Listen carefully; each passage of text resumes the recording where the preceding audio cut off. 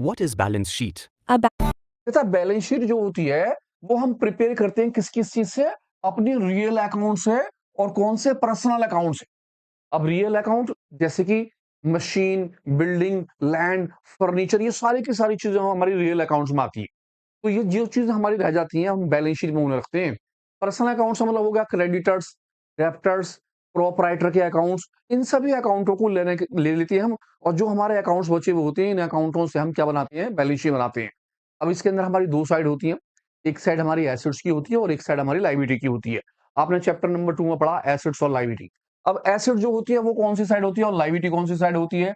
अब तो हमारी लायबिलिटी जो होती है वो हम शो करते हैं किसमें, लेफ्ट हैंड साइड पर। और हमारी जो एसेट्स होती है हम उसे शो करते हैं किसके अंदर, राइट हैंड साइड के अंदर। आपने अकाउंटिंग इक्वेशन का चैप्टर करा था, याद है? जी हाँ, अकाउंटिंग इक्वेशन। जब आप अकाउंटिंग इक्वेशन के चैप्टर में थे तो वहां पर आपने बैलेंस शीट बनाई थी इस तरह से कुछ। आपके दो कॉलम थे, एक कॉलम जो था आपका लायबिलिटी का था और एक कॉलम आपका एसेट्स का था।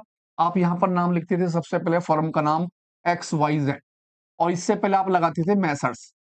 देन उसके बाद लिखते थे आप बैलेंस शीट, आपकी जो बैलेंस शीट है वो। और यहाँ लिखते थे एज एट 31 मार्च या फिर 31 दिसंबर, जो भी अवेलेबल हो। आपकी ये वाली साइड होती थी लायबिलिटी की, आप यहाँ लिखते थे लायबिलिटी। आपका यहाँ पर आता है अमाउंट्स और आपका इस तरफ आ जाता है एसेट्स, और यहाँ आ जाती है अमाउंट। जो करा है अकाउंटिंग क्वेश्चन के हिसाब से है, जिसकी चैप्टर 2 में हमने थ्योरी पढ़ी थी कि एसेट्स क्या है और लायबिलिटी क्या। वहां तो आप क्या करते थे, अकाउंटिंग क्वेश्चन में जितनी भी एसेट्स आई आप सारे के सारे एसेट्स उठा के यहाँ रख लेते थे। जैसे कि वहां कैश आता था, स्टॉक आता था, डेप्टर्स आ जाते थे, कभी कभी फर्नीचर वगैरह आता था। आप लायबिलिटी साइड में जो लिखते थे मोस्टली दो तीन नाम आते थे, जैसे क्रेडिटर्स हो गया, कैपिटल हो गया, आउटस्टैंडिंग वगैरह हो गया, ये आते थे। लेकिन अब जो हम करने वाले हैं वो बहुत बड़ी बैलेंस शीट होगी। इस बैलेंस शीट को हम दो पार्टों में डिवाइड करते हैं। जैसे हमारे पास एसेट्स जो होती हैं, आपने चैप्टर नंबर 2 में पढ़ा, वो दो टाइप की होती हैं। एक तो होती है नॉन करंट एसेट्स और दूसरी जो होती है वो कौन सी होती है, करंट एसेट्स। अब आप सोचेंगे यार non current assets, current asset नाम तो सुना था।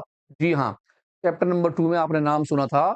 नॉन करंट एसेट्स वो एसेट्स होती हैं जो हम लॉन्ग टर्म के लिए रखते हैं, आने वाले टाइम के लिए रखते हैं, जिन्हें हम खरीदते तो हैं लेकिन हमारा मकसद उन्हें बेचने का नहीं होता।